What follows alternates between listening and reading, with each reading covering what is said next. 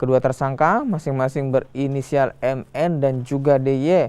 MN berperan sebagai kontraktor atau rekanan proyek, sementara DY berperan sebagai pejabat pembuat komitmen pada Dinas Pekerjaan Umum dan Penataan Ruang Kabupaten Polewali Mandar.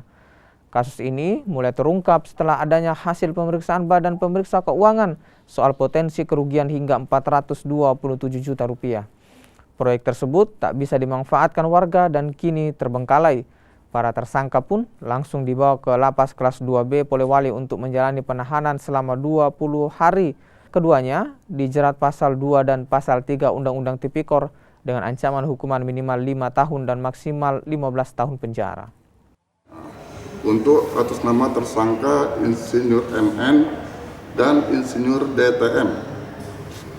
Dan terhadap kedua tersangka tersebut kami lakukan penahanan sesuai pasal 21 ayat 4 KUHP, di mana yang kita khawatirkan tersangka akan melarikan diri, merusak atau menghilangkan barang bukti.